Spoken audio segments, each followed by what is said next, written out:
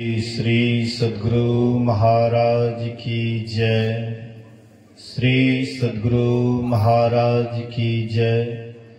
श्री सद्गुरु महाराज की जय। बुलंद आवाज में सब कोई जोर से जय जयकार करें। श्री सद्गुरु महाराज की जय। अखंड मंडलाकारं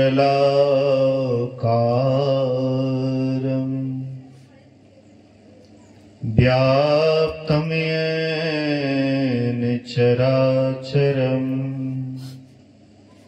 तत्पदं दर्शितं येन तस्मै श्री गुरुवे नमः। धन्य धन्य सतगुरु सुखद महिमा कहे न जाए। जो कछु कहो तुम्हारी कृपा मौते कछु न बसाए।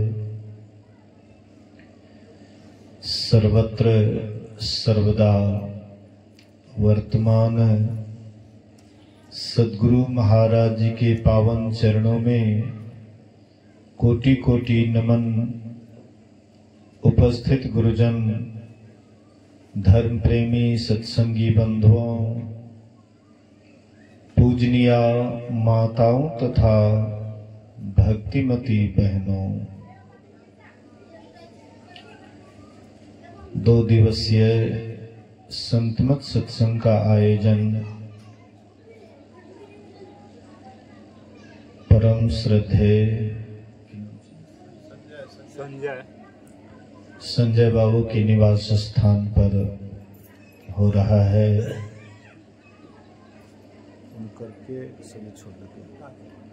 पिताजी संजय बाबू के पिताजी असार संसार को छोड़ करके परलोक सिधार गए हैं। उन्हीं के श्राद्ध क्रिया के शुभ अवसर पर यह संतमत सत्संग का आयोजन किया गया है। आइए हम लोग एक छोटा सा भजन गाते हैं। मैं आगे आगे गाऊंगा, आप लोग भी पीछे से सहयोग देंगे। सब आदमी गाने का कोशिश करेंगे। बोलिए श्री सद्गुरु महाराज की जय। नहीं मुख राम गाओगे, आगे दुख बड़ा पाओगे। नहीं मुख राम गाओगे, आगे दुख बड़ा पाओगे। राम बिन कौन तारेगा, पकड़ जम दूत मारेगा। राम बिन कौन तारेगा, पकड़ जम दूत मारेगा। नहीं मुख राम गाओगे, आगे दुख बड़ा पाओगे। सब आदमी गाइए। देखिए, जो गाइएगा वो जिंदा, और जो नहीं गाइएगा मुर्दा। तो जीते जी मुर्दा मत बनिए। सब आदमी गाने का कोशिश कीजिए। नहीं मुख राम गाओगे, आगे दुख बड़ा पाओगे। राम बिन कौन तारेगा, पकड़ जम दूत मारेगा। नहीं मुख राम गाओ आगे दुख बड़ा पाओगे।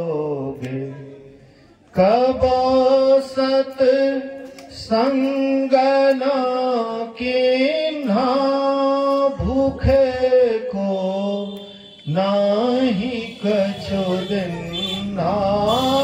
कबो सत्संग न कीन्हा, भूखे को नाही कछु दिन्हा। भूखे को नाही कछु दिन्हा। माया मोह में झूले, कुटुंब परिवार लखी फूले। माया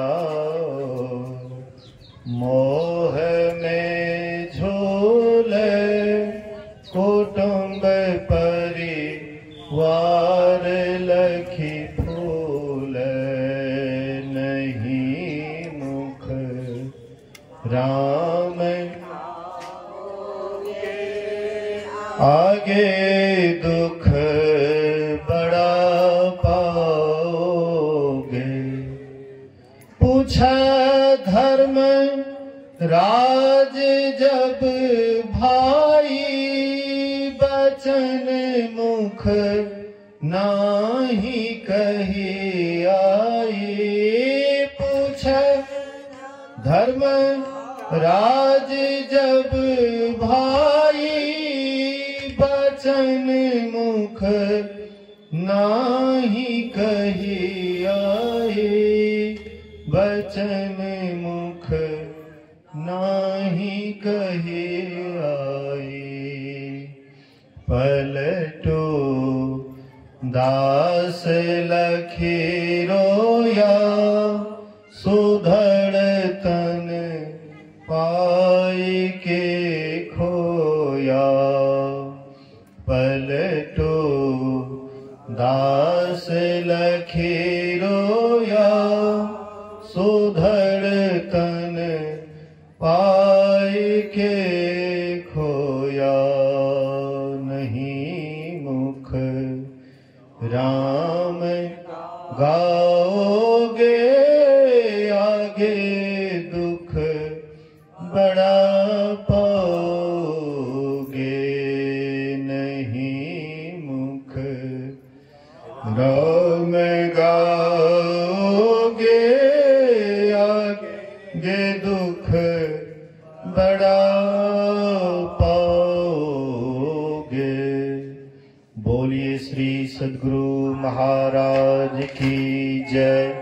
एक बार सब आदमी बुलंद आवाज में जय जयकार करें। श्री सद्गुरु महाराज की। अभी हम लोग अपराह्नकालीन सत्संग में उपस्थित हैं।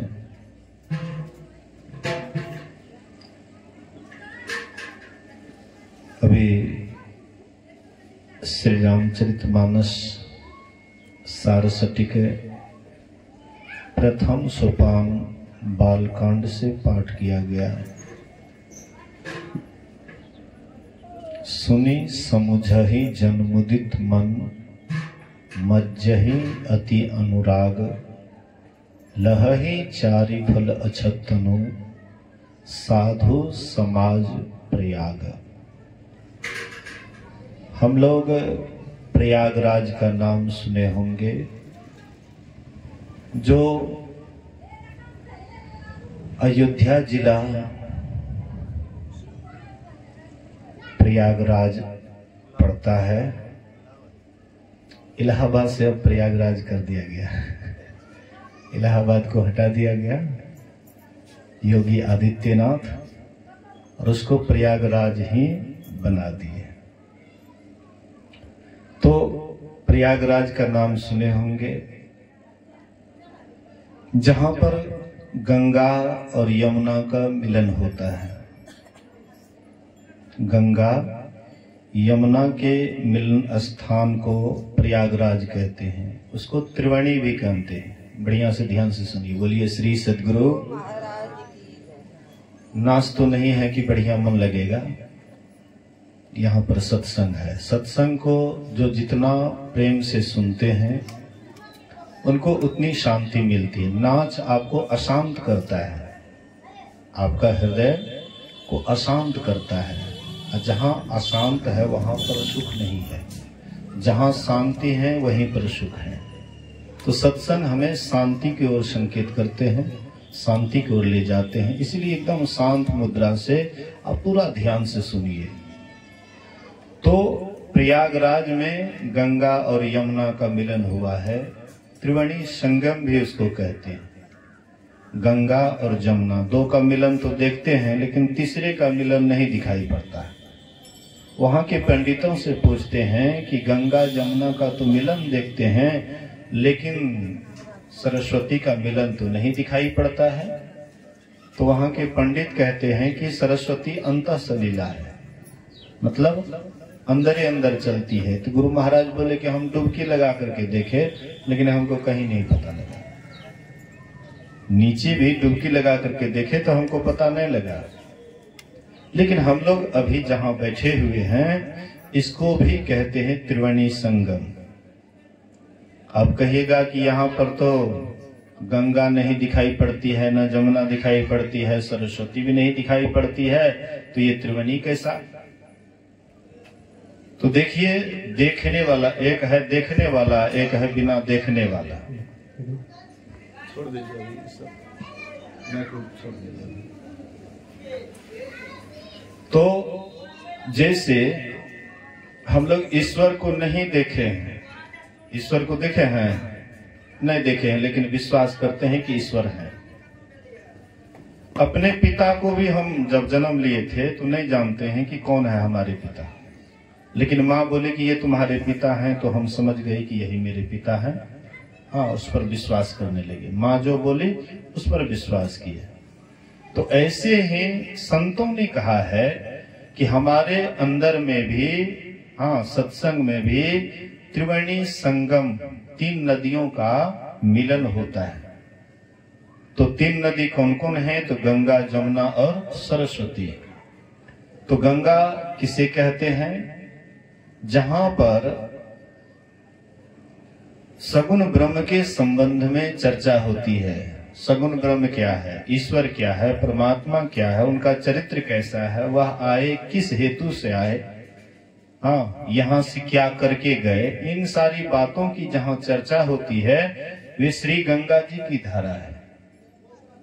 कौन कर्म करना चाहिए, कौन कर्म नहीं करना चाहिए, कौन विधि कर्म है, कौन निषेध कर्म है, कर्तव्य कर्म क्या है और कर्तव्य कर्म क्या है, इन सारी बातों की जहां चर्चा होती है वह यमुना की धारा है। ईश्वर क्या है, उनका स्वरूप कैसा है, उनके पास जाने के लिए रास्ता कैसा है, इन सारी बातों की जहां चर्चा होती है तो वही है सरस्वती की धारा। तो ये तीन धारा ये संतमत सत्संग में अनवरत रूप से बहता है। लेकिन अगर हम ध्यान से इसको सुनेंगे तो हम त्रिवेणी में डुबकी लगाते हैं। त्रिवेणी में डुबकी लगाने से क्या होता है लाभ? बोलिए श्री सद्गुरु। कोई भी काम करते हैं तो पहले लाभ खोजते हैं, अब तब वह काम करने में मन लगता है। जब लाभ नहीं होता है तो काम छोड़ देते हैं। नहीं, मान लीजिए खेती करते हैं, खेती करते हैं तो लाभ बुझाता है तो खेती करते हैं, और नहीं लाभ बुझाता है तो खेती नहीं करते हैं। ऐसे ही हम जो सत्संग करते हैं तो इससे लाभ क्या होता है, जब तक इसको नहीं समझेंगे तो सत्संग करने में भी मन नहीं लगेगा। इधर देखिए, बोलिए श्री सद्गुरु। इधर उधर ध्यान मत दीजिए। हाँ, कुछ माताएं बैठी हुई हैं, लेकिन आप लोग शायद पुराने सत्संगी नहीं है, इसलिए कभी इधर देखते हैं कभी उधर देखते हैं। इधर उधर मत देखिए, इधर देखिए, मेरे तरफ देखिए। ठीक से अगर आप समझ जाइएगा, सुनिएगा, तब आप समझिएगा और फिर करने में आपको मन लगेगा। तो मैं कह रहा था कि कोई भी काम लाभ पहले खोजते हैं, उसके बाद वह काम प्रारंभ करते हैं। तो ये काम जो हम सत्संग कर रहे हैं, इससे क्या लाभ होता है? तो कहते गोस्वामी तुलसीदास कि इसमें डुबकी लगाने से तत्काल यह कल्याण करता है। इस त्रिवेणी में जो डुबकी लगाता है सभी पापों से मुक्त हो जाता है। और जो प्रयागराज जिसका नाम अभी सुन रहे थे, गंगा जमुना, हाँ, त्रिवेणी संगम, उसमें स्नान करने के बाद भी मन मैला रह जाता है। शरीर भले ही आपका पवित्र हो सकता है, शरीर आपका पवित्र हो सकता है, लेकिन मन आपका पवित्र नहीं होगा। अगर मन पवित्र होता तो लोग वहां जाते हैं त्रिवेणी स्नान करने के लिए। इधर से लोग जाते हैं तो बड़ी श्रद्धा के साथ जाते हैं। अगर आपके पास में रुपया पैसा है, हाँ, रुपया का थैली है, अगर वहां पर कोई पहरेदार नहीं नियुक्त किए हैं, आप गए उसमें डुबकी लगाए तो आंख बंद डब्बा गए। जैसे आप उसमें डुबकी लगाए वैसे ही आपका लोटिया पोटिया गायब। और चोरी करने वाले कौन हैं? अगल बगल में ही जो नजदीक के रहने वाले हैं, जो बराबर वह त्रिवेणी में दिन रात स्नान करते हैं, चोरी करने वाले वही है। जब स्नान करने से तत्काल मैल साफ होता है तो फिर उसका चोरी क्यों नहीं गया? इसका मतलब है कि शरीर पवित्र होता है लेकिन मन मैला का मैला ही रहता है। तो पवित्र तो यहाँ भी हम स्नान करके शरीर को पवित्र कर सकते हैं। नहीं, यहाँ पर स्नान करते हैं, चापाकल में स्नान करते हैं या नदी में स्नान करते हैं, पानी सब एक ही है, उसमें कोई अंतर नहीं है। महापुरुष कहते हैं कि इस प्रयाग में जहां हम आप बैठे हुए हैं, इस प्रयाग में जो मन लगा करके डुबकी लगाते हैं तो कहते हैं तत्काल आपके मन का मैल दूर हो जाता है। मज्जन फल देखिए तत्काला, काक हो ही पिक बकौ मराला। गोस्वामी तुलसीदास जी महाराज कहते हैं कि इस प्रयागराज में तत्काल डुबकी लगाने से कौवा कोयल हो जाता है और बगुला हंस हो जाता है। आप लोग कौवा को देखे हैं? कौवा, बोलिए श्री सदगुरु। हेगे तोरे यार गप्पी, तोरे यार पूछे छी, एने ध्यान दीन की कहे छी? कौवा के देखलिए तोरा रो?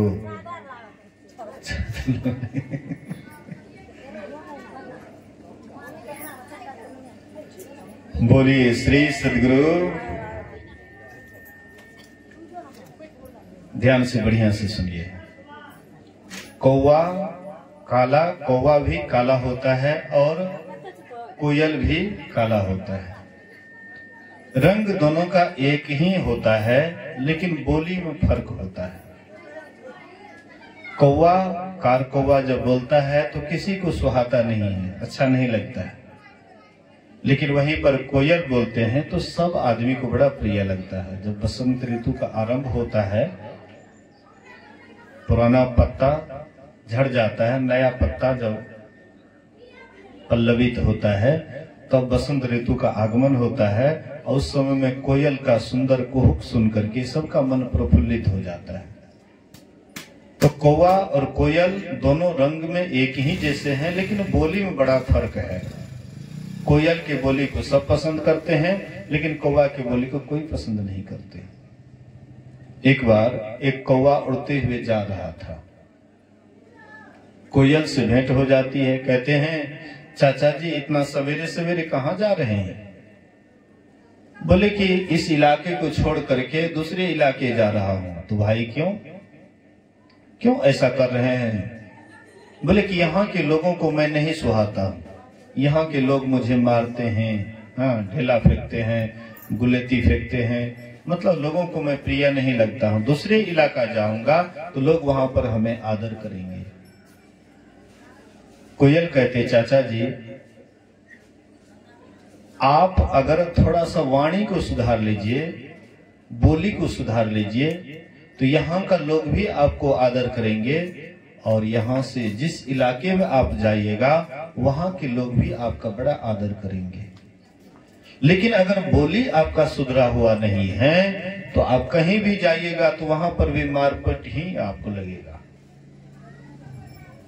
इसलिए कबीर साहब कहते हैं मीठी बानी बोलिए मन का आपा खोए, औरन को शीतल करें आप हो शीतल होए।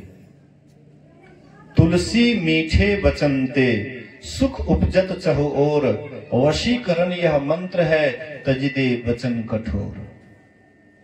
कहते हैं एक दूसरे को वश में करने के लिए सबसे सुंदर यह वशीकरण मंत्र है कि एकदम मीठा वचन बोलिएगा तो वह परिवार में स्वर्ग के समान एक दूसरे से प्रेम होता है। कलह क्यों होता है? आपस में कलह क्यों होता है? आपस में झगड़ा क्यों होता है? लड़ाई क्यों होता है? वही बोलिए के कारण। थोड़ा सा आपसे अपशब्द निकल गया, बस दूसरा आदमी फिर वे भी बोलने लगे, धीरे धीरे तकरार हो जाता है, लड़ाई झगड़ा तक हो जाता है। लेकिन थोड़ा सा वचन का अगर सुधार हो जाए तो फिर कहना क्या है, आपस में बड़ा प्रेम होता है। इसीलिए हम आपको आपस में प्रेम से रहना चाहिए। गुरु महाराज कहते थे आपस में प्रेम से रहो, आपस में प्रेम से रहो। सास बहू को बेटी के समान माने और बहू भी सास को मां के समान माने। पति पत्नी में प्रेम होना चाहिए। अगर जिस परिवार में ऐसा प्रेम होता है तो वह परिवार में स्वर्ग ही विराजमान होता है। इसलिए थोड़ा सा वाणी में मधुरता होनी चाहिए। कहते हैं कि हमारे माँ बहनों के ओठ में लक्ष्मी का निवास होता है, दूसरा जगह झाड़ू में निवास होता है, और तीसरा जगह अभी तो लालटेन डिबिया ये सब नहीं है, लेकिन ये जो प्रकाश हो रहा है ये प्रकाश में लक्ष्मी का वास है। 3 जगह लक्ष्मी का वास कहा गया है। सबसे पहले माँ बहन जो घर में रहती है उनके मुंह से सुबह सुबह सबके साथ प्रेम भाव से वचन निकलना चाहिए, तो सबको बड़ा प्यारा लगता है। इसीलिए हमारी माँ बहनें क्या है, घर की लक्ष्मी है। लोग कहते हैं कि लक्ष्मी है कहीं पर और जगह, लेकिन और जगह नहीं है। हमारे घर में ही हमारी माँ बहनें ही असली लक्ष्मी हैं। इसलिए हम आपको वचन का सुधार होना चाहिए, बोली का सुधार होना चाहिए। तो ये कहते हैं कौवा और कोयल में केवल बोली का अंतर होता है। फिर बगला और हंस में दोनों सफेद ही होता है। बगला भी सफेद होता है और हंस भी सफेद होता है। लेकिन बगला क्या खाता है? मछली।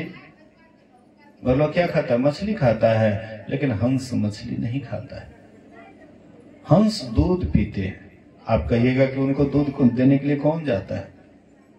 तो तालाब में कमल का फूल होता है या कमल का पत्ता होता है, उसके डंठल को तोड़ देते हैं, उससे दूध निकलता है। उसके मुंह में खटास टाइप का द्रव्य होता है, खट्टा टाइप का। जैसे वह मुंह डालता है तो वह फट जाता है और उसको आराम से खाते। तो बगुला और हंस दोनों सफेद ही होता है, लेकिन भोजन में दोनों में आसमान धरती का फर्क होता है। ऐसे ही जो सत्संग में नहीं आते हैं, सत्संग से दूर रहते हैं, उसका खान पान भी जैसे तैसे होता है। मांस मछली अंडा गंडा दारू शराब ये सब खाते पीते रहता है।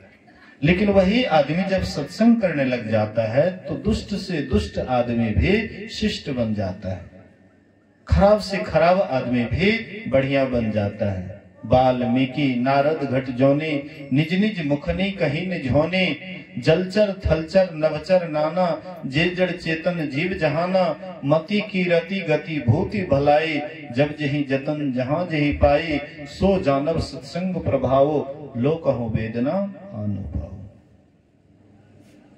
गोस्वामी जी कहते हैं वाल्मीकि नारद घट जोनी। वाल्मीकि बहुत बड़े हत्यारे थे, रत्नाकर नाम के डाकू से प्रसिद्ध थे। कोई भी उस रास्ते से जाते थे तो उसका गर्दन धड़ से अलग कर देते थे। बहुत लोगों की हत्या किए थे। सुनने में आता है कि रत्नाकर डाकू इतने लोगों की हत्या किए थे कि 7 गाड़ी जनेऊ हुआ था, तो केवल जनेऊ वाले को मारते थे, बिना जनेऊ वाले को छोड़ देते थे। मतलब बहुत बड़े हत्यारे थे, बहुतों की हत्या किए हुए थे। नारद बाबा भी उसी रास्ते से जा रहे थे, तो देखते हैं, कहते हैं सामान रखो और यहाँ लेट जाओ। नारद बाबा कहते हैं क्या करोगे? बोले कि तुमको काटेंगे। तो काट करके क्या फायदा होगा?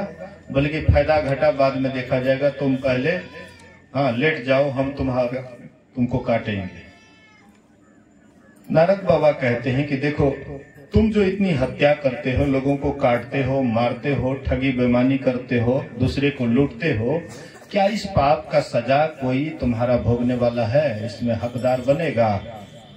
बोले कि आपका हम प्रवचन सुनने के लिए नहीं आए हैं, हम आपको काटेंगे, सो जाइए। बोले कि काट देना, मैं कहीं भागूंगा नहीं विश्वास होता है तो हमको उल्टे बांध दो, इसे वृक्ष के साथ उल्टा बांध दो और तुम अपने परिवार में जाओ, सबसे पूछो, अगर तुम्हारे पाप में कोई हकदार बनेगा तो आना और मेरे गर्दन को धड़ से अलग कर देना, मैं यहीं पर हूँ। नारद बाबा को बांध दिए, गए घर जाकर के अपनी माँ से कहते, माँ मैं इतने लोगों को मारता हूँ, काटता हूँ, धन लूटता हूँ, ये जो पाप कर्म करता हूँ, क्या इसमें तुम हकदार बनेगी न, भागीदारी बनेगी न? माँ कहती है कि क्यों बेटा, 9-10 महीना तुमको हम गर्भ में पाले, उठते बैठते कष्ट से, उसके बाद तुमको जन्म दिए, छोटा था तब दूध पिलाए, पालन पोषण किए, अब तुम बड़ा हुआ है, हम वृद्ध हुए हैं, अब तुम जहां से भी लाओ, हमको तो केवल खाने से मतलब, हम तुम्हारे पाप में क्यों हकदार बनेंगे?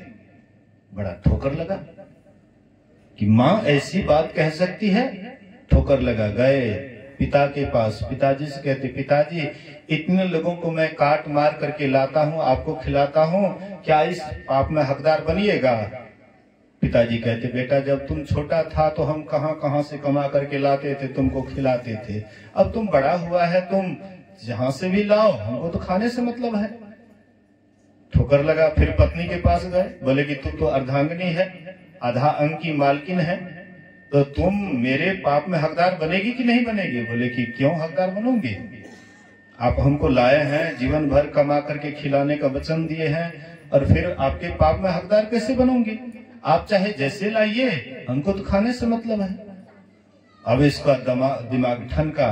गए नारद बाबा के चरण पर गिर गए कि बाबा हम बहुत बड़े पापी हैं, बहुत पाप के हैं बाबा, मेरा उद्धार कीजिए, कल्याण कीजिए, कैसे मेरा उद्धार होगा, कैसे कल्याण होगा? नारद बाबा के चरण पर गिर जाते हैं। नारद बाबा उनको उठा करके गले लगा लिए, बोले कि देखो चिंता मत करो, अब जो हुआ वह तो हो गया, जो गलती तुमसे होनी थी वह तो हो गया, लेकिन अब आगे सुधारो, पीछे को विसारो और आगे को सुधारो, आगे का सुधार करो।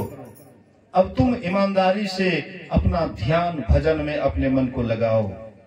परमात्मा के नाम लेने से कितनों पापी से पापी व्यक्ति तर जाता है, तुम्हारा भी उद्धार हो जाएगा, तुम्हारा भी कल्याण हो जाएगा। नारद बाबा के बात पर विश्वास किए और वे भगवान का नाम लेने लगे। लोग कहते हैं, रामचरितमानस में भी है, उल्टा नाम जपत जग जाना, वाल्मीकि भय ब्रह्म समाना। उल्टा जाप व नाम भजन करके वाल्मीकि ब्रह्म के समान हो गए, परमात्मा के समान हो गए। अब विचार कीजिए, इतने बड़े हत्यारे, इतने बड़े डाकू, वह परमात्मा के समान हो गए, ब्रह्म के समान हो गए। कैसे हो गए? तो उल्टा नाम जाप करके। उल्टा नाम मतलब, बहुत आदमी इसका अर्थ लगाते हैं, कहते हैं कि बहुत बड़े पापी थे तो राम राम नहीं कह पाते थे, मरा मरा कह करके उनका उद्धार हुआ। लेकिन मैं आपके सामने में मरा मरा जपता हूँ, देखिएगा राम राम ऑटोमेटिक हो जाएगा। मरा मरा जपिए, राम राम ऑटोमेटिक हो जाएगा। आप लोग ध्यान से सुनिएगा, मैं जप रहा हूँ, आप लोग ध्यान दीजिएगा। राम राम राम राम राम राम राम राम राम राम राम राम राम राम राम राम राम राम होता है कि नहीं होता है? मरा मरा जपिएगा तो राम राम हो जाएगा, लेकिन ये उल्टा नाम नहीं है। उल्टा नाम है एक शब्द, जैसे हम राम बोलते हैं तो यह नाभि से होते हुए मुंह से वैखरी वाणी से निकलते, इसको सुल्टा नाम कहते, सीधा नाम कहते। एक है उल्टा नाम जो ब्रह्मांड से पिंड की ओर आता, ऊपर से नीचे की ओर आता है, उसको कहते अनहद नाद, उसको कहते ध्वन्यात्मक नाम। उसी का भजन करके वाल्मीकि ब्रह्म के समान हो गए। एक है वर्णात्मक नाम और दूसरा है ध्वन्यात्मक नाम। तो ध्वन्यात्मक नाम का ध्यान करके, वर्णात्मक नाम का जाप होता है लेकिन ध्वन्यात्मक नाम का ध्यान होता है। ध्वन्यात्मक नाम का ध्यान करके वह ब्रह्म के समान हो गए, ईश्वर के समान हो गए। इसीलिए वाल्मीकि भी बड़े हत्यारे थे और वे भी कितने महान हो गए। सोचिए, राम जी का जन्म नहीं हुआ और पहले ही रामायण लिख दिए। अब सोचिए तो है, अगर जन्मों नहीं हुआ है, राम भगवान का जन्म भी नहीं हुआ अब पहले रामायण लेकर के तैयार है, किसके साथ कैसे क्या क्या होगा सारी घटना का वर्णन पहले कर दिए। अब बाद में राम जी का जन्म हुआ, सीता जी से विवाह हुआ, वनवास गए, आई सब पहले ही लिख दिए। सोचिए, बिचारिए थोड़ा सा, हुआ नहीं अब पहले लिख दिए, जैसे लिखे वैसे ही हुआ। कितने बड़े महान थे, कितने बड़े महर्षि थे। तो वाल्मीकि नारद घट जोनी, नारद मुनि पहले दासी के पुत्र थे। नारद मुनि इतने बड़े जो महान हुए, हाँ, तीनों लोक में पूज्य हुए, देवर्षि कहलाते हैं, देवताओं का ऋषि कहलाते हैं देवर्षि। अब वे देवर्षि नारद दासी के पुत्र थे। चौमासा होता है 4 मास का, 4 मास का चौमासा होता है, जेठ आषाढ़ सावन भादो, ये 4 महीने का चौमासा होता है। पहले के ऋषि मुनि 4 महीना एक जगह में एकांत में रह करके ध्यान भजन करते थे। अभी भी कुछ कुछ महात्मा लोग हैं, ये 4 महीने अपने आश्रम पर रह करके साधना करते हैं।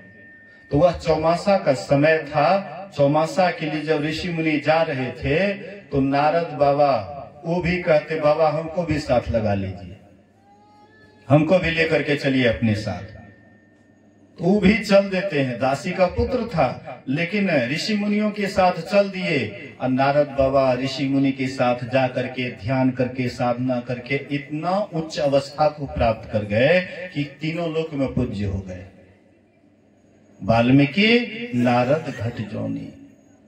अगस्त ऋषि की उत्पत्ति नीच कुल से हुई थी लेकिन सत्संग पाकर के कितने बड़े महान हो गए।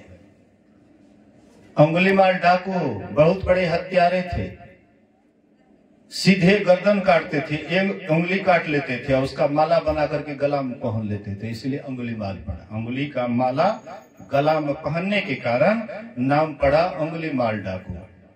बहुत बड़े हत्यारे थे। राजा प्रसेनजीत का राज्य बगल में ही था और बहुत उनकी प्रजा उनके डर से भाग भाग करके दूसरे देश चले गए।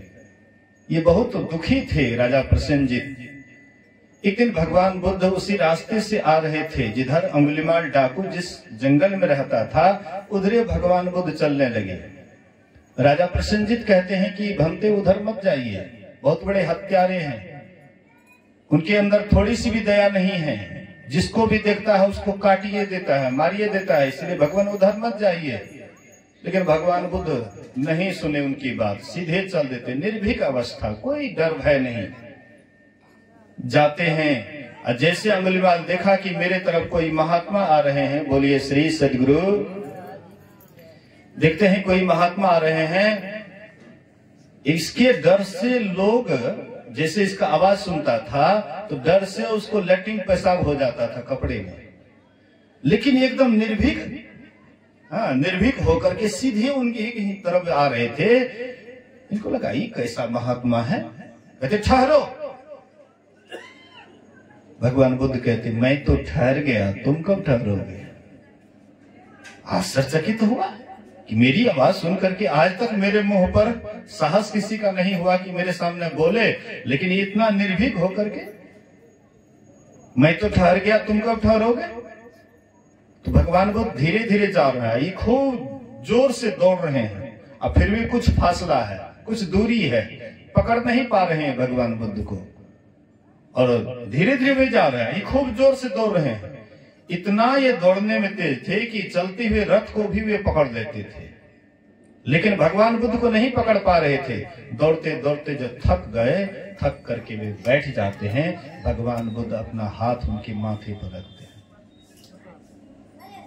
कहते इतना जो तुम लोगों की निर्मम हत्या करते हो, क्या इसका परिणाम जानते हो? कहते एक डाल तोड़ करके लाओ। एक डाल तोड़ करके लाए, उसके बाद कहते फिर उसको जोड़ दो। बोले ये कैसे संभव है, जो डाल टूट गया वो कैसे जुड़ सकता है? बोले कि जब तुम ये जानते हो कि जो डाल टूट जाता है उसको तुम जोड़ नहीं सकते हो, तो फिर तोड़ने का तुम्हें क्या हक है? भला किसी का कर न सको तो बुरा किसी का मत करना, फूल नहीं बन सकते तो तुम कांटे बनकर मत रहना। अगर किसी की तुम भला नहीं कर सकते हो तो बुरा भी करने का तुम्हें कोई अधिकार नहीं है। किसी के जीवन में अगर तुम फूल नहीं बन सकते हो तो कांटे बन करके भी रहने का तुम्हें कोई हक नहीं है। बहुत जबरदस्त ठोकर लगा, इतना ऐसा ठोकर लगा कि उसका दिमाग हिल गया। कहते हैं क्या करें? बोले कि ये सब काम छोड़ दो, ये सब काम छोड़ दो। बोले कि हम बहुत बड़े पापी हैं, मेरा कैसे उद्धार होगा? बोले कि मैं तुम्हें वह भेद बताऊंगा, वह रास्ता बतलाऊंगा, और उस रास्ते पर चलोगे तो तुम्हारा परम कल्याण हो जाएगा। बोले कि हम वह रास्ता के लिए तैयार हैं। कहते हैं रंग लाती है हिना, पत्थर पे घिस जाने के बाद होश में आता है इंसान ठोकर खाने के बाद। जब उसके जीवन में ठोकर लगता है तो वह होश में आ जाता है कि मैं क्या कर रहा था, मुझे क्या करना चाहिए, किधर जाना चाहिए, किधर जा रहे हैं। बेहोश होकर के भी हम जो भी कर्म करते हैं, बुरा कर्म करते हैं, वह बेहोश होकर के ही। होश में आ जाइएगा तो आपसे कोई गलती नहीं होगी। जगा हुआ आदमी कभी भी अपकर्म नहीं करता है, सोया हुआ आदमी करता है। आप कहिएगा कि हम लोग जगे हुए हैं तो झूठ बोलते हैं, जगे हुए हैं चोरी करते हैं, नशा हिंसा व्यभिचार कर रहे हैं। क्या आप जगे हैं? सही में आप जगे नहीं हैं। जगने का ढोंग है, स्वांग है कि हम जगे हुए हैं, लेकिन होश नहीं है, बेहोश हैं। होश में आ जाइएगा, आपसे गलती नहीं होगी। गलती तब होती है जब बेहोश रहते हैं। अंगुलीमाल कहते हैं मेरा उद्धार कीजिए। भगवान बुद्ध तुरंत उनको कपड़ा दिए, सन्यासी हो गए। अब बस इधर से जा रहे थे, उधर से राजा प्रसेनजीत पूरा सेना को साज करके आ रहे थे कि आज अंगुलीमाल को बचने नहीं देंगे, आज उसको मार ही डालेंगे। पूरा सेना साज करके आ रहे थे, इधर से भगवान बुद्ध जा रहे थे। बोलिए श्री सदगुरु। कनी देर ध्यान से सुनी है गे, कनी देर बैठ ध्यान से सुनी कंटा। बोलिए श्री सदगुरु। तो अंगुलीमाल डाकू पीछे पीछे और आगे आगे भगवान बुद्ध उधर से पूरा सेना साज करके आ रहे थे कि आज तो बचने नहीं देंगे, खत्मे कर देंगे। तो राजा प्रसेनजीत से कहते हैं भगवान बुद्ध की कहां जा रहे हो ये सब सेना साज करके? बोले कि अंगुलीमाल को आज बचने नहीं देंगे, आज खत्मे कर देंगे। बोले कि अगर वह सन्यासी हो गया होगा, साधु हो गया होगा, तब क्या करोगे? बोले कि तुरंत उनके माथे पर चरण पर माथे रखूंगा, प्रणाम करूंगा, साष्टांग। भगवान बुद्ध उसको पकड़ करके सामने ले आए। बोले कि यही है अंगुलीमाल डाकू। देख करके उसको विश्वास नहीं हो रहा था कि यही है अंगुलीमाल डाकू। और राजा प्रसेनजीत तुरंत उसको प्रणाम किए। डाकू था, हत्या करने जा रहे थे, साधु हो गया तो तुरंत चरण पर लग गए। देखिए तुरंत लाभ, साधु होने से तुरंत लाभ। जो मारने के लिए आ रहा था वो चरण पर झुक गए, तत्काल फल मिलता है साधु बनने से। तो ऐसे ऐसे जो हत्यारे थे, डाकू थे, वैसे लोग भी सत्संग के शरण में आए तो उनका भी उद्धार हुआ, कल्याण हुआ। इसलिए मज्जन फल देखिए तत्काला, काक हो ही पिक बकऊ मराला। जल चर थल चर नभ चरनाना, जे जड़ चेतन जीवे जहाना। मति कीरति गति भूति भलाई, जब जेहि जतन जहां जेहि पाई। हम लोग अच्छी मति चाहते हैं कि खराब मति चाहते हैं? हम लोग सोचते हैं कि मेरा बाल बच्चा का मति खराब हो जाए। कोई सोचते हैं? आप अपने लिए क्या सोचते हैं कि मेरा मति खराब हो जाए? अच्छी मति को सब पसंद करते हैं, अच्छी बुद्धि को सब पसंद करते हैं, खराब बुद्धि को कोई पसंद नहीं करते। लेकिन ये अच्छी बुद्धि आती है कहां से? जब तक वह जगह पर नहीं जाइएगा, अच्छी बुद्धि अच्छी मति कैसे आएगी? सत्संग के ही प्रभाव से अच्छी मति आती है। आज तक भी जितने भी महान हुए, आज तक भी जितने भी महापुरुष हुए, सबों ने सत्संग किया। असत्संग करके ही उनके अंदर अच्छी मति हुई और अच्छे रास्ते पर गए और उन्हीं का उद्धार हुआ, कल्याण हुआ। हम लोग सोचते बिना सत्संगों के अच्छी मति नहीं हो सकती है। सत्संग वह जगह है कि जीवन जीने की कला सिखलाते हैं कि आपको कैसे जीना चाहिए, क्या खाना चाहिए, क्या नहीं खाना चाहिए, क्या बोलना चाहिए, क्या नहीं बोलना चाहिए, कैसे चलना चाहिए। ये सारी बातों की जानकारी सत्संग से होता है। असत्संग नहीं करिएगा, इधर आप सोचेगा कि हम तो बढ़िया से चलते हैं, तो अपना कहने से सब सोचता है कि हम बढ़िया करते हैं, लेकिन ये बढ़िया से काम नहीं चलेगा। महापुरुष जिसको बढ़िया कहे वही असल में बढ़िया है, अब बाद बाकी जो बढ़िया कहता वो बढ़िया नहीं है। महापुरुष के द्वारा जो प्रशंसा की जाती है वही असली प्रशंसा है, बाद बाकी नकली प्रशंसा है। इसलिए अच्छी बुद्धि सत्संग करने से होती है। अच्छे लोगों के साथ में जाइएगा, अच्छी मति होगी। खराब लोगों के साथ में जाइएगा, खराब मति होगी। डाकू का साथ कीजिएगा, डाकू बन जाइएगा। चोर का साथ कीजिएगा, चोर बन जाइएगा। लवार का साथ कीजिएगा, लवार बन जाइएगा। लुच्चा का साथ कीजिएगा, लुच्चा बन जाइएगा। लेकिन साधु का साथ कीजिएगा तब क्या बनिएगा? साधु बनिएगा। एक बार भगवान श्री राम हनुमान जी से कह रहे थे, बोलिए श्री सद्गुरु महाराज की। भगवान श्री राम हनुमान जी से कह रहे थे कि देखो, तुम्हारे मेहनत के कारण, तुम्हारे परिश्रम के कारण सुग्रीव राजपद को पा लिए। तुम्हारे मेहनत के कारण विभीषण लंका का राजपद पाए, और तुम्हारे ही मेहनत के कारण आज मैं अयोध्या का राजा का पद पा करके संतुष्ट हूं। लेकिन तुम कोई पद नहीं लिया। तुमको भी कोई पद लेना चाहिए, कहीं का राजा महाराजा। जो भी कुछ मांगोगे तो मैं तुम्हें देने के लिए तैयार हूं। क्या पद चाहिए? बोले कि भगवान, किष्किंधा का राजपद मिला सुग्रीव को, विभीषण को राजपद मिला, लंका का राजपद मिला, आपको अयोध्या का राजपद मिला। एक एक पद लेकर के आप लोग संतुष्ट हो गए। हमको तो दो दो पद है। बोलिए श्री सद्गुरु महाराज के लिए। दो चरण, आपका जो दो चरण है वही तो मेरा दो पद है। यहाँ पर आप लोग एक एक पद लिए, हमको तो दो पद है, दो चरण है। आपका जो चरण है ये दो दो चरण है, दो पद है। अब मैं कितना पद लूंगा? आप लोगों से बेसी पद है मेरा। सोचिए हनुमान जी कैसे थे, क्या थे। कुछ नहीं चाहिए था हनुमान जी को, कुछ नहीं।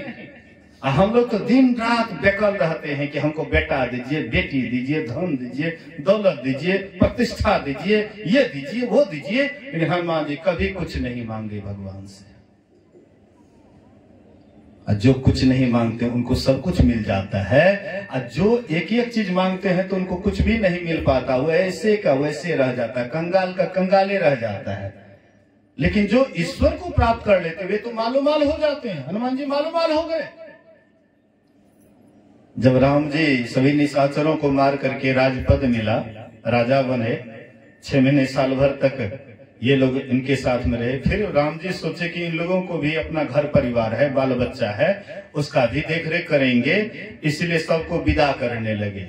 बोलिए श्री सदगुरु महाराज। सबको विदा करने लगे। हाँ, सुग्रीव, नल, नील, जाम्बवंत आदि आदि जितने भी थे भगवान के सैनिक में बढ़िया काम जो किए थे, निभाए थे, उनको जो जिस योग्य था उसको उस तरह से तोहफा दे करके सबको विदा करने लगे। और सबकी विदा हो जाती है, सबको कुछ न कुछ तोहफा के रूप में दे दिए, लेकिन हनुमान जी को कुछ नहीं दिए।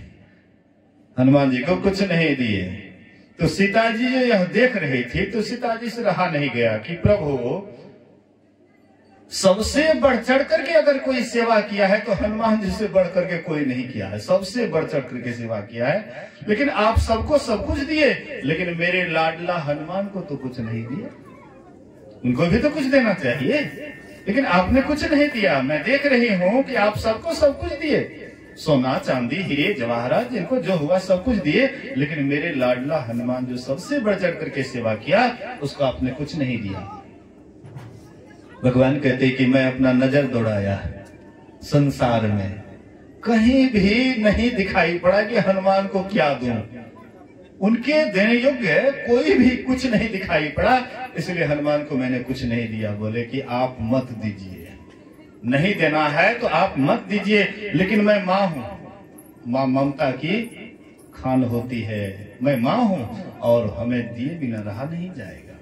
इसलिए मैं सबसे अधिक कीमती लॉकेट जो हीरे जवाहरात का है मैं हनुमान को अर्पित करती हूँ। मैया सीता अपने गले से निकाल करके कहते लो, हाँ बेटा हनुमान इसको बढ़िया से लो, बड़ा कीमती है। हनुमान जी ले लिए, मां दी है तो क्यों नहीं लेंगे, ले लिए। अब गए एक गली में एकांत में, वहां जाकर के कुटुर कुटुर काट रहे हैं हीरे जवाहरात को दांत से कुटुर कुटुर काट रहे हैं। और देखते हैं नल, नील, सुग्रीव आदि कहते हैं अरे हनुमान ये क्या कर रहे हो, जानते हो कितना कीमती है। अरे सबसे कीमती तोहफा माँ ने तुम्हें दिया और उसको एक एक करके तुम ये बर्बाद कर रहे हो। हनुमान जी बोले कि माँ बोली कि सबसे कीमती तोहफा मैं दे रही हूँ, तुम्हें खोज रहा हूँ कि मेरे प्रभु तो इसमें नहीं छिपा हुआ है, कहीं प्रभु तो नहीं छिपा हुआ है। हमारे लिए तो प्रभु से बढ़ करके और कुछ भी कीमती नहीं है। सबसे ज्यादा अगर कुछ कीमती है तो मेरे प्रभु है। मैं खोज रहा हूं कहीं प्रभु तो इसमें नहीं छिपा हुआ है। कि बोले कि क्या तुम्हारे अंदर में प्रभु है? बोले कि अवश्य। तुरंत हनुमान जी छाती फाड़ करके दिखा दिए, बोले कि मेरे हृदय में हनुमान है, हमारे हृदय में प्रभु है। कहने का मतलब देखिए, तो जो असली भक्त होते हैं वे संसार के वस्तुओं के पीछे नहीं पड़ते हैं, बल्कि भगवान की तरफ चलते हैं, तो उनका सब कुछ हो जाता है, ऑटोमेटिक होने लग जाता है। आप देखिए ना, बिना सत्संग के आप कितना उन्नति कर रहे हैं वो भी देख लीजिए, और उसके बाद सत्संगी बन जाइए, बराबर सत्संग ध्यान कीजिए, देख लीजिए जितना भी आप कमाइएगा धीरे धीरे उसी में बरकत होना शुरू हो जाएगा। आप जितना मेहनत करते हैं उससे कोई और करने वाला है।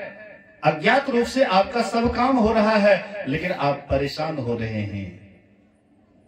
तुम्हारे कृपा से गुरुवर सब काम हो रहा है, तुम्हारे कृपा से गुरुवर सब काम हो रहा है।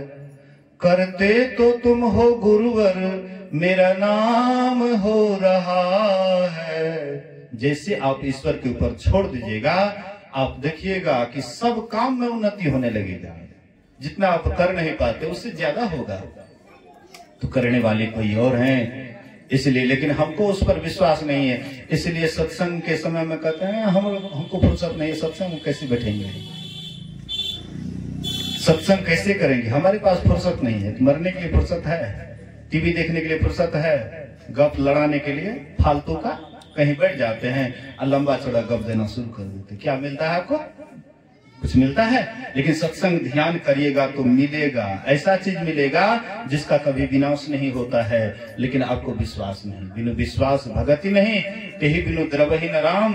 राम कृपा बिनु जीवलह सपने हो मन विश्राम। इसलिए सत्संग करने से अच्छी मति होगी। जिसकी अच्छी मति हो जाएगी ऑटोमेटिक उसका कृति होने लग जाता है। आपके अंदर अच्छी मति होगी ना, आपका जसगान होने लगेगा। घे फलना के, फलना का बेटा, फलना के बेटी, अरे बड़ा अच्छा व्यवहार, बड़ा सुंदर व्यवहार, बोली वचन कितना अच्छा है। आपका बड़ाई कृति होने लगेगा। मति की रति गति, शरीर छोड़िएगा तो बढ़िया गति मिलेगा, उधर भी आदर मिलेगा, इधर संसार में भी आपका सम्मान बढ़ेगा। और शरीर छोड़िएगा तो यहाँ से जाने लगेगा तो वहां भी आपका सम्मान होगा। आदर के साथ आपको ले जाएंगे, विमान पर ले जाएंगे। भक्त ध्रुव जब शरीर छोड़ने की बारी आती है तो मृत्युदेव आए विमान लेकर के, कहते हैं महाराज चलिए आपके लिए विमान लगा हुआ है। प्रहलाद कहते हैं कि तुम्हारे विमान का पौधान ऊंचा है और मेरा कद छोटा है, इसलिए हम नहीं जाएंगे, ले जाओ अपना विमान। मृत्युदेव कहते हैं कि अब महाराज मेरे रथ का पौधान भले ही ऊंचा है लेकिन मैं नीचा हो जाता हूँ, मैं बैठ जाता हूँ, मेरे सिर पर पैर रखिए और उसके बाद पौधान पर पैर रखिए, आराम से रथ पर चढ़ जाइए। देखिए मृत्युदेव अपने सिर पर पैर रखवाते हैं भक्त का, इतना उसका आदर होता है। मति की रति गति भूति भलाई, भूति धन संपत्ति ऐश्वर्य ऑटोमेटिक आपके पास बढ़ेगा। भलपनशीलता, सहने के गुण, सत्संग करिएगा सहने का गुण आपके अंदर आ जाएगा। देखिएगा आप सत्संग करने लगिएगा तो धीरे धीरे आपका विरोधी बहुत बढ़ने लग जाता है। साधु बनते हैं या सत्संग ध्यान खूब करने लग जाते हैं तो लोग उसका विरोध करने लगे, फलना के बेटा कल का देखो बड़का बाबाजी भागले हाँ, बहुत आपकी निंदा करते हैं, लेकिन धीरे धीरे आपके अंदर सहने का गुण आ जाता है। कोई आपका कितनो निंदा करता है आप उस पर ध्यान नहीं देते हैं, शीलता आ जाती है, सहने का गुण आ जाता है, धीरे धीरे आपकी चारों तरफ बड़ाई होने लग जाती है। ये 5 चीज जिसके पास आ जाए उनके पास कुछ आने के लिए बाकी नहीं रहता है, सब कुछ उनके पास आ जाता है। इसलिए ये 5 चीज कैसे आएंगे? सत्संग के प्रभाव से। इसलिए सत्संग से लागी रहो रे भाई, तेरी बिगड़ी बात बन जाएगी। सत्संग से लग करके रहिएगा, बिगड़ा हुआ बात बन जाएगा। बिगड़ा हुआ बात कौन सा है? आकर 4 लक्ष 84 जोनी भ्रमत यह जीव अविनाशी, फिरत सदा माया कर प्रेरा, काल कर्म स्वभाव गुण घेरा। 84 लाख योनियों का जो चक्कर लगा रहे हैं, जन्मते मरते दुसह दुख को भोग रहे हैं, ये सारा दुख आपका चरमरा करके समाप्त हो जाएगा, समाप्त हो जाएगा अगर आप सत्संग करिएगा तो। गुरु महाराज कहते हैं आवागमन सम दुख दूजा, है नहीं जग में कोई, इसके निवारण के लिए प्रभु भक्ति करनी चाहिए। थोड़ा सा माथा दर्द होता है तो देखिए तुरंत रोने लग जाते हैं। दूसरा आदमी कहते है कथिल का नहीं छा रहे, माथा बड़ी जोर दुख बड़ी जोर दुख, आहा अच्छा रुका, थोड़ा तेल लगा देते हैं, आपकी सेवा कर देते हैं, आपको थोड़ा सुख बुझाता, लेकिन दर्द तो होता है। बाण तो कोई नहीं लेता आपका दर्द, दर्द तो होता है लेकिन थोड़ा घटता है। लेकिन ये थोड़ा थोड़ा दर्द होता है तो आप रोने लग जाते हैं, लेकिन जब जन्म होता है आपका उतना, उस समय कितना दुख होता है, मरते हैं उस समय कितना दुख होता है। संत महापुरुष कहते बहुत दुख होता है।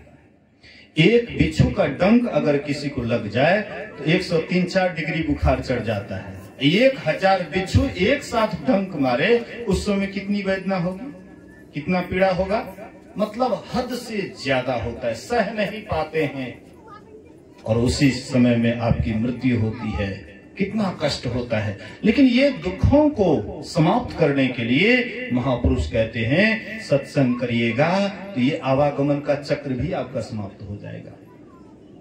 सत्संग ही भक्ति का मूल जड़ है। अगर सत्संग न करिएगा तो भक्ति करने का समझ नहीं आएगा। दिन रात आप कितनों धर्म कर्म कर लीजिए, लेकिन सत्संग के बिना असली धर्म को नहीं जान पाइएगा। सत्संग के बिना असली कर्म को नहीं जान पाइएगा। अंधाधुंध करते रहिएगा और फिर भी नरक में जाइएगा, फिर भी आप नीचे गिर जाएंगे। एक एक राजा महाराजा बहुत करते थे दान पुण्य, लेकिन फिर भी गिरगिट योनि में चले गए। हाँ, राजा मृग गिरगिट योनि में चले गए, थोड़ी सी गलती होने के कारण। इतना दान पुण्य भी किया, फिर भी गिरगिट योनि में चले गए। यही है असली चीज, सबसे सुंदर चीज है सत्संग। सत्संग से लागी रहो रे भाई, तेरी बिगड़ी बात बन जाए। सत्संग में सुख शांति है, नौका है मझधार की। जो कोई इस पर चढ़ी गए, भवसागर उसने पार की। सत्संग रूपी नौका पर जो सवार हो जाते हैं, वे भवसागर पार हो जाते हैं। बड़े भाग पाइए सत्संगा, बिनहि प्रयास होई भव भंगा। कहते हैं बड़े भाग्य से सत्संग मिलता है। यहाँ इस रास्ते से हम कई बार गुजरे हैं, लेकिन कभी सत्संग करने का मौका नहीं मिला। आज ईश्वर की कृपा हुई।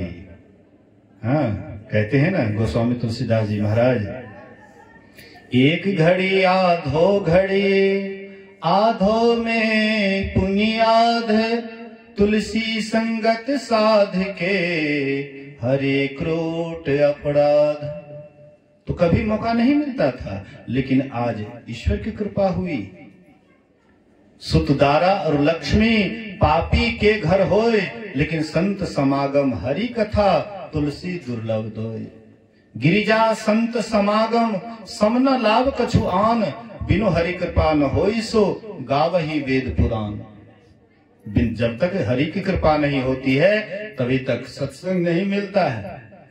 इसलिए सत्संग से सब आदमी लग जाइए। सत्संग से ही उद्धार होगा, सत्संग से ही सुधार होगा, और अंत में भवसागर से पार हो जाइएगा। जन्म मरण का चक्र सदा के लिए मिट जाएगा। इन्हीं बात को सुनिए, समझिए और अपने जीवन में उतारने का कोशिश कीजिए। यही आप लोगों की सेवा में थोड़ा सा कहा। एक बार सब आदमी गुरु महाराज जी का जय जयकार बुलंद आवाज में करें। बोलिए श्री सद्गुरु महाराज की जय।